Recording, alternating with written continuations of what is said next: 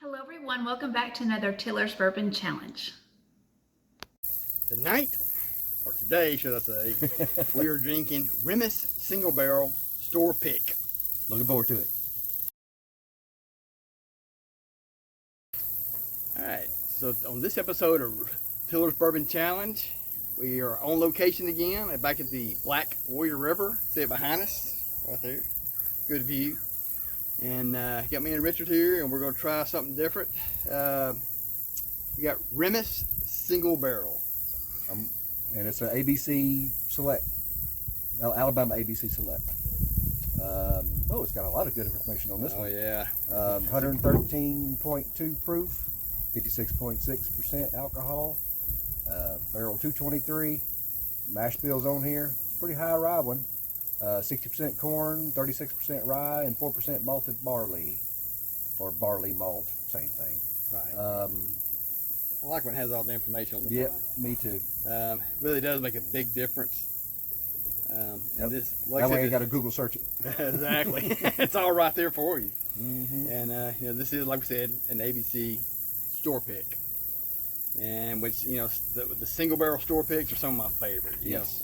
If we see those, we always grab them. Grab them. Those in the private barrels. Yeah. Yeah. We always recommend trying them, no matter what brand really it is. Mm-hmm. But as far as Remus goes, where do you like the regular George Remus? It's really excellent.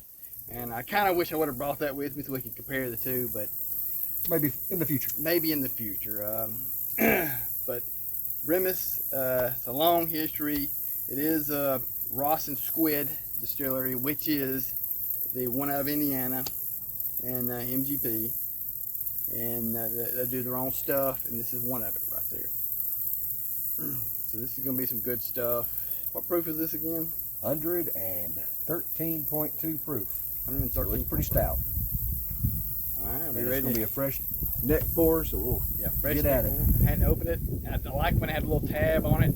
It's a lot easier to get off. Because some of these I try to get off. Oh, look at that! Wow, that was real easy. Yeah.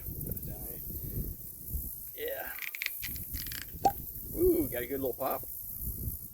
It's got a little classic. Well, we got a classic bourbon smell to it. A little more spicy due to that rye. And gonna pour these in the new glasses that Richard got here. Tiller's Bourbon Channel. I don't know if you can see that or not. Got the TBC on it. Mm-hmm.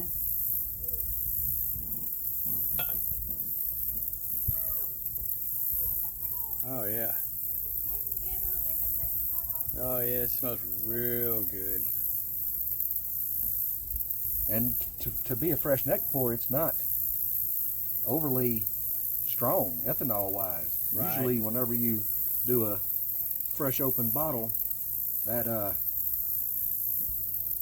alcohol really stands out. Yeah, I know. Yeah, the heat wise, usually I was expecting that to really blow my nostrils out there. At 113 proof fresh neck pour, I thought I was gonna It's make got my eyes water or something, and it did not. it's got a really good smell to it though. Well, wow. And I am getting some of those rye spices in it. Yes. But with some sweetness. Darn, I'm trying to. Just a hint of the oak. Yeah. Smell to it. But it's a sweet oak. It is a lot of sweet oak. It's got a good smell to it. This smells just like if you smell the whole to an empty barrel. It's got that smell to it. Real good. Trying to start discern any other flavors other than just a classic high rye bourbon. Right. Not getting anything overly special out of it. No. I mean, there's nothing that really stands out more but the sweetness. The sweetness, I think, stands out more the most of all. It's almost kind of like a candy sweetness, or a sugary sweetness, not like a maple syrup type of corn syrup sweetness. It does have a good residue in the glass, which that is always a good sign. Oh yeah, it's sticking to this glass. From when I twirled it 2 minutes ago, it was still sticking to the edge. Yes, that is good little oily residue. Still sticking to the outside, not the edge. I don't know what I'm saying. Ready to Yeah, I'm ready. give this thing a partake.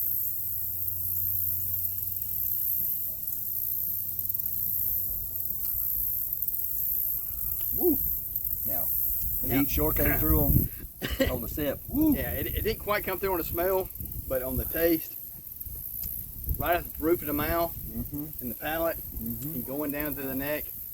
Now, this is our first bourbon of the day, so it's usually going to hit a little harder anyway. That's true. So, And after a couple more sips, it's going to tame it down, I believe. Ooh, doing a good income of breath through my nose as I'm tilting this glass up was nice. yes, this is definitely one of those. The aroma is really good. Oh yeah, if you got some kind of congestion, this right here would help. Yep. And like you said, this is our first bourbon of the day, and it's actually, to be honest, it's early in the day. We don't usually drink this early, but you know, it's timing's everything. Yep. Down here in the south, you gotta get things done early if you can get in the shade, because it gets hot. They were supposed to have 110-degree heat index today. Whew. Yeah. That's why in a little bit we're going to jump into this river. Yeah, I'm going to say right now, this is really good. Yeah. I do like this a lot. And I'm usually not a good high rye. I don't really like a lot of high rye stuff. But this is really good. I don't know if it's because it's that store pick or what, but yeah, it's really good. But it is definitely spicy. Yeah. That rye. Yes. It's spicy with that sugary sweetness that I'm getting, and I'm not getting any oak on that. No, not very slight. No more than what I can smell. Right.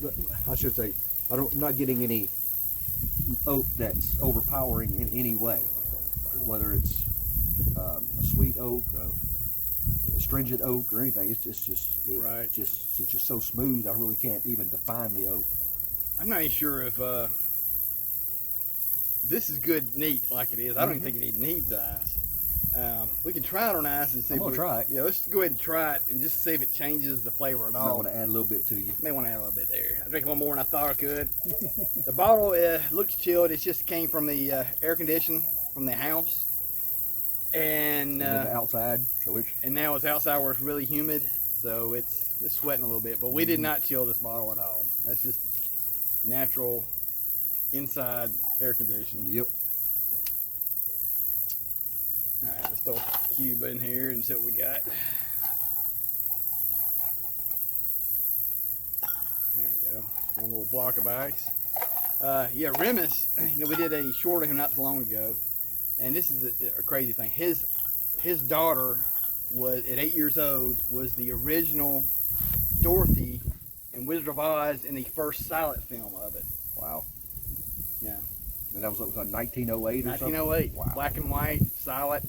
Because there's been several versions done before the one that we all know Judy Garland in. Oh yeah. And I thought that was just pretty neat, something like that. And then he happens to be the king of bootleggers. He's a lawyer. He did a couple of things.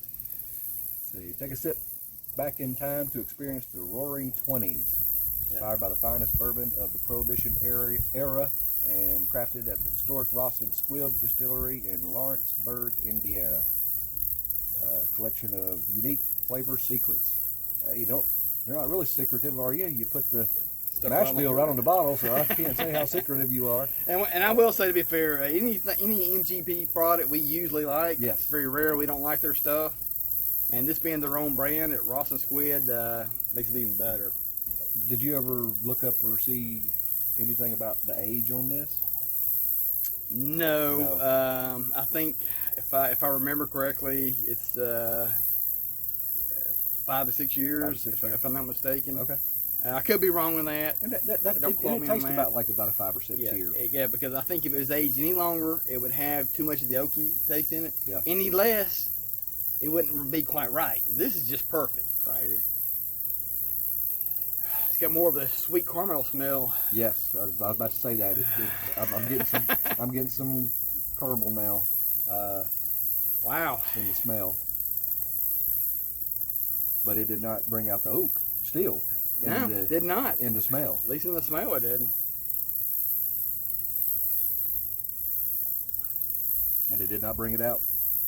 A little bit, maybe a touch. Just a touch in the when it's Right in cooked, the when it's palate. chilled. Yeah. Right in front of the palate.